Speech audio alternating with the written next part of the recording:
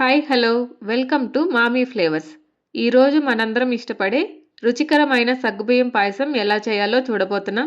చాలా సింపుల్ ఇంగ్రీడియంట్స్తో సాఫ్ట్గా క్రీమీగా తయారయ్యే ఈ పాయసం పండగలకు స్పెషల్ అకేషన్లకు పర్ఫెక్ట్ డెజర్ట్. మరి ఆలస్యం చేయకుండా రెసిపీ స్టార్ట్ చేసేద్దామా? ముందుగా ఒక బౌల్ తీసుకొని ఇందులో 1 కప్పు చిన్న సగ్గుబియ్యం తీసుకొని దీనిని వాటర్తో 2-3 సార్లు శుభ్రంగా కడిగేసుకొని పక్కన పెట్టుకోవాలి. ఇప్పుడు స్టవ్ మీద బాండెలు పెట్టుకొని వేడయ్యాక 1 టేబుల్ స్పూన్ నెయ్యి వేసుకొని ఇందులో కట్ చేసుకున్న బాదం ముక్కలు, కట్ చేసుకున్న జీడిపప్పు ముక్కలు వేసుకొని సిమ్లో బాగా దోరగా వేయించుకోవాలి. ఇలా కాసేపు వేయించుకున్న తర్వాత ఇందులో ఎండు ద్రాక్ష కూడా వేసుకొని మరొకసారి బాగా ఫ్రై చేసుకోవాలి.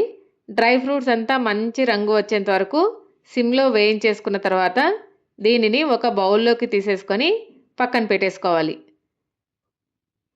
ఇప్పుడు ఇదే బాండిల్లో 1 కప్పు సగ్గుబియ్యంకి 4 కప్పుల వాటర్ని తీసుకొని హై ఫ్లేమ్లో వాటర్ బాగా మరిగేంత వరకు మరిగించుకోవాలి.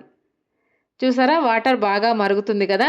ఇప్పుడు ఇందులో మనం ముందుగా శుభ్రం చేసి పెట్టుకున్న సగ్గుబియ్యంని వేసుకొని సిమ్లో పెట్టుకొని మధ్య మధ్యలో కలుపుకుంటూ ఉడికించుకోవాలి. సగ్గుబియ్యం కాబట్టి కింద అడుగంటే ఛాన్సెస్ ఉంటుంది. అలాగే చిన్న సగ్గుబియ్యం తీసుకున్నాం కాబట్టి మనకి త్వరగానే ఉడికిపోతుంది.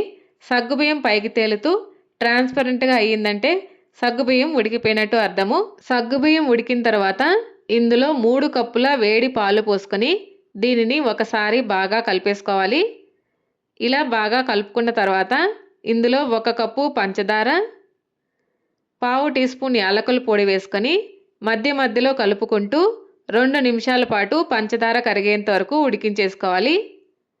2 నిమిషాల పాటు ఉడికించుకున్న తర్వాత ముందుగా వేయించి పెట్టుకున్న డ్రై ఫ్రూట్స్ని వేసేసుకొని ఒకసారి బాగా కలిపేసుకుంటే ఎంతో టేస్టీగా ఉండేటువంటి సగ్గుబియ్యం పాయసం తయారైపోయినట్టే.